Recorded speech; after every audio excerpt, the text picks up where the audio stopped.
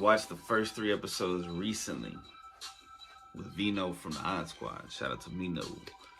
And it's a throwback cartoon, Gargoyles. And I did a little research and I thought it was very interesting.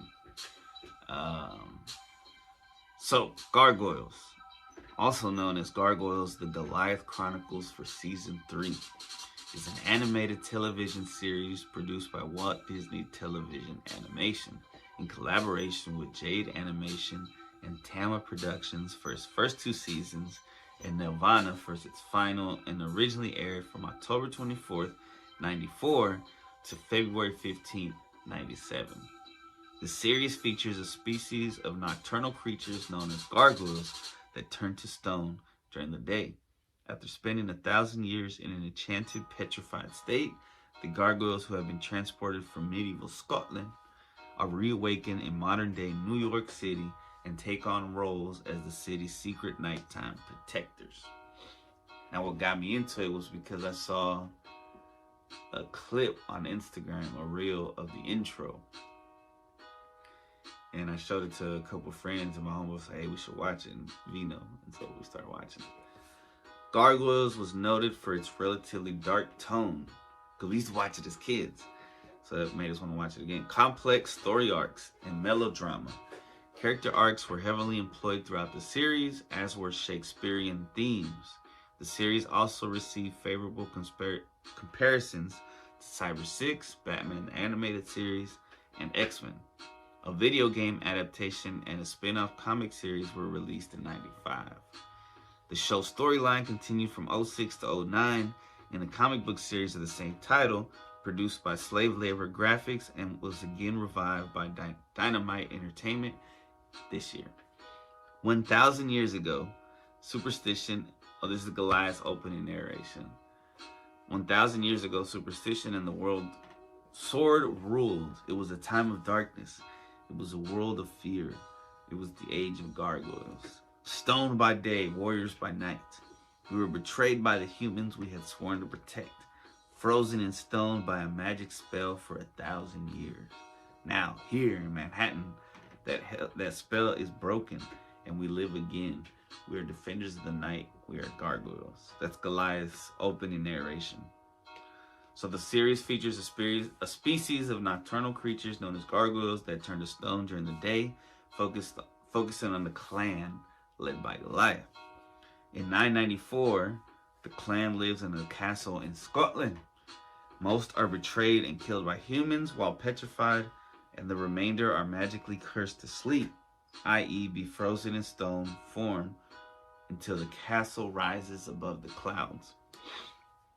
1,000 years later, in 1994, billionaire David Xanatos purchases the Gargoyles Castle and has it reconstructed atop his New York skyscraper, the Erie Building, thus awakening Goliath and the remainder of his clan. While trying to adjust to their new world, they are aided by a sympathetic police officer named Eliza Massa and quickly come into conflict with the plotting Xanatos. In addition to dealing with the Gargoyles' attempts to adjust to modern New York, the series also incorporated various supernatural threats to their safety into the world at large. So this is interesting. The series bears no creator credit, though there were several people who are responsible for the show's format. Michael Reeves, who wrote the first 6 episodes and was the primary writer, story editor of the show's first 2 seasons, has described himself in respect to Gargoyles as in on the ground floor of creating something iconic. Greg Wiseman also described himself as one of the creators of Gargoyles. The series' first season was almost entirely written by the husband and wife team of Michael Reeves and Bryn Chandler Reeves, who wrote 12 of the 13 episodes. The remaining episode was written by Steve Perry. Wiseman officially joined the series as a co-producer with episode 6, though he also oversaw earlier episodes in his capacity as a Disney executive, and did not have any writing credits on the show until the 3rd season. So a little background. According to Wiseman, the first season was developed on a sliding schedule. Each phase of developing the 13 episodes, such as writing, storyboarding, and animating, was given a 10-month period. with significant overlap. After they had developed the first 13 episodes, they asked Buena Vista Television to pick up a second season with another 13. The show had not yet aired, but Buena Vista agreed for them to start to work on 6 more episodes. Once the show had started its weekly syndication run in '94, it was quickly seen as successful both as a television program and for promoting toy sales, which is very important. And Buena Vista pushed on the show's team to make the second season 52 episodes so that they could run it daily starting in the 1995 television season. Wiseman stated they were not prepared for this given their production methods and the lack of timing to get these episodes ready for a fall '95 premiere. Despite telling Buena Vista this several times, when Disney refused to back down from the 52 episode order, the team decided to expand fourfold to handle the additional episodes. Pressure. The writing staff grew to include Reeves, Chandler Reeves, and Perry, as well as newcomers Lydia Morano, Carrie Bates, Gary Sperling, Adam Gilad, Diane Duane, and Peter Morwood, amongst others.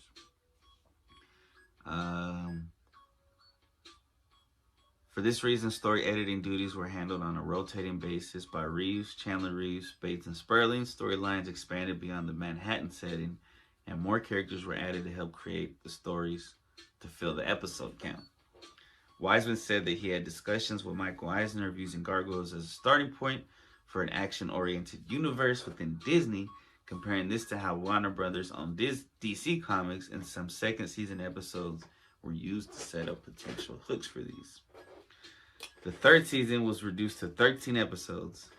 That's crazy. They went from 52 episode season to 13 episodes. And it was moved to a Saturday morning slot. This was a result of 2 factors according to Wiseman. The first was changes within Disney itself.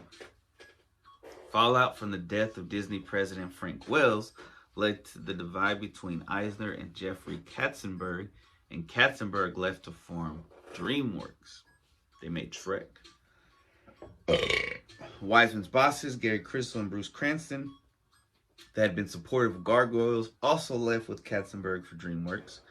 Further, internal pressure on Eisner from Roy E. Disney forced him to treat Gargoyles as part of the studio's older works, thus dropping the larger action universe plans, leaving the show without any support. Secondly, as the season aired, the highly publicized trial of O.J. Simpson drew audiences away from Gargoyles, often due to preemption from the trial's coverage. By the time the trial was over, Mighty Morphin Power Rangers had become more powerful as a brand. At this point, the show staff did not think they were likely to get a third season, but as Disney had just bought Capital Cities, the owners of the American Broadcasting Company, they needed programming for its Saturday morning block, and had the Gargoyles team develop 13 more episodes for it, now calling the series the Goliath Chronicles. Because this was on broadcast stations rather than syndication, the show had to meet different broadcast standards and practices, which Wiseman stated drastically limited his creativity. While he wrote the first episode and spoke of his concerns to Disney, they had removed him from the team and assigned the show's run to Nelvana.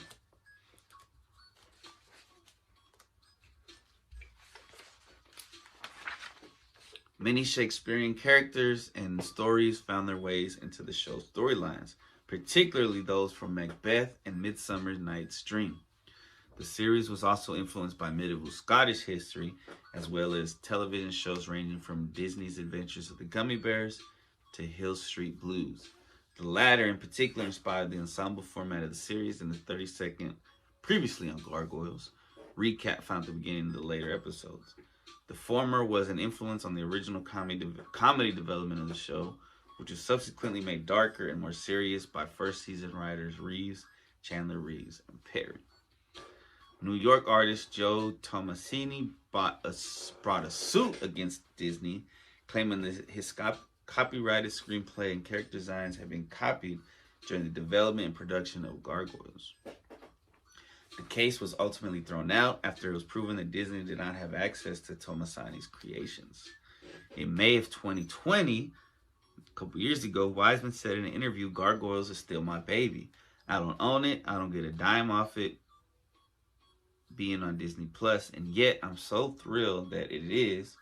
I'm thrilled that it represents a chance, even if it's a slim chance, to bring it back. I've always wanted to do more. I've got a timeline for the show that's 315 pages long. I've got notebooks and comp books full of ideas for it, spin-off notions and all sorts of things. Literally nothing would make me happier than to go back and do more Gargoyles. That's fucking tight. He's ready, man. The story's there. IGN ranked Gargoyles 45th place on a 2009 list of top 100 animated series. Stating a decent success at the time, Gargoyles has maintained a strong cult following since it ended more than a decade ago. Hollywood.com featured on their 2010 list of 6 cartoons that should be movies. Hell yeah. Uggo.com included on their 2011 list of legendary medieval and fantasy shows. Yo, the first 2 episodes that I watched were like Vikings and Scottish. Scottish was pretty tight. But in secret, I'll be watching every one of them because it was just that good. Oh, that's what somebody said. Doug Walker, also known as the Nostalgia Critic. I don't know if it really changed anything in terms of kids shows like Batman or Animaniacs, but it was certainly a welcome detour from what Disney usually did. It really stood on its own, created some wonderful and really unique stories. Gargoyles is a blast. It really stood on its own from the past and sure to live on in the future. Craig Tomashoff of People magazine said all the traditional wholesome Disney elements are in place, from a Beauty and the Beast-like plotline to the Gargoyles' old-fashioned sense of nobility and morality. The result is a show that isn't bad with impressive animation. Yeah, because everything you can tell is like drawn and shit. Elizabeth Rain of Sci-Fi praises theory, stating Gargoyles isn't just a gothic fairy tale. There's hidden magic where you least expect it to lurk, in that crumbling castle and later the clock tower that stand sentinel at night after night, watching over the city that never sleeps. The series holds a rare 100% on Rotten Tomatoes. On the film critics site. Oh, yeah, Rotten Tomatoes. Less favorable assessments of the series came from animation producer Bruce Timm, who dismissed Gargoyles as a kind of namby-pamby with all that Celtic fantasy crap in the '99 interview.